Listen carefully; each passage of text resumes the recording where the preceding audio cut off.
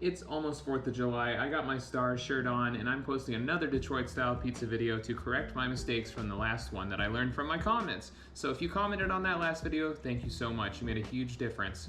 So please stick around, learn some mistakes that I made and how I corrected them so that you can just skip all those. Let's go.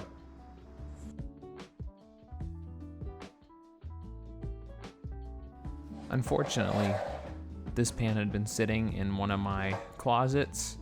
I know it sounds like a weird place to put it, but it got a little rusted all over the place. I was pretty surprised how fast this happened, but we are gonna re-season this.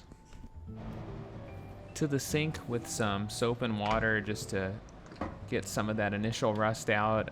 Ultimately, I decided just to strip the whole dang thing. All right, after that Scrub Daddy plug, we're gonna drop it into a warm vinegar and water bath, and you'll see immediately there's already some erosion and how easy it comes off with just my finger.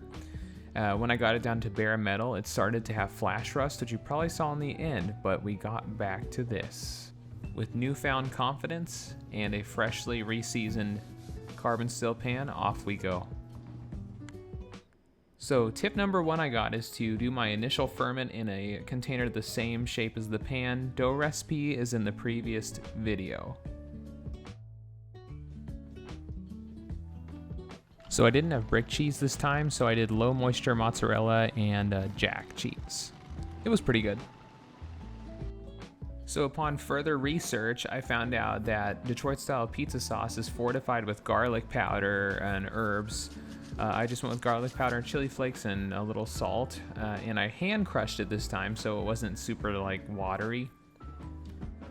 Add oil to a silicone mat or a baking sheet and get ready to invert your container on top there, which will allow it to just kind of release onto that. And adding more oil to this dough is not a bad thing at all.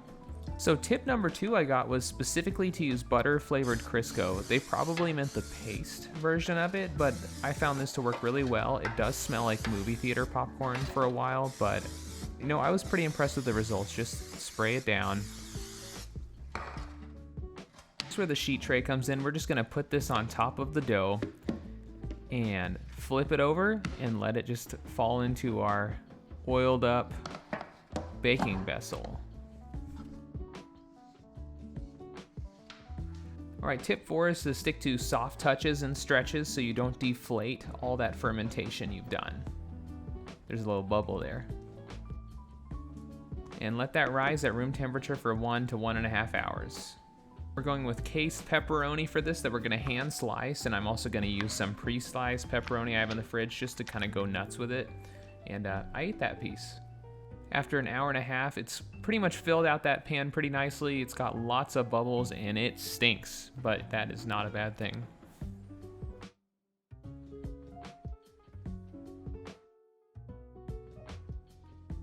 So tip 5 is to go crazy with your toppings, not as much the cheese, except for the edges of the pie because you want those crispy cheese edges.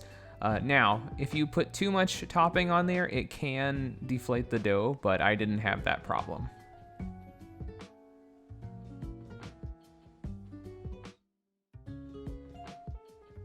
And once your pie is adequately cheesed, we're gonna put it into a 475-degree oven for about 15 minutes or until everything's nice and brown on top like this. Now, will it pop on out of here as the... Oh, that sounded pretty good. Look at that. Straight across. So, I mean, I think it speaks for itself. You'll see that Crisco spray, at least in this instance, was a hero in terms of getting that release. But you got that cheese sticking to the edge just enough to get that crispy edge. I think they call it frico. That pan is clean. It's exactly what we're looking for. Everything's looking nice and deep fried in that pan. And we're just going to look at those edges. Man, that is gorgeous.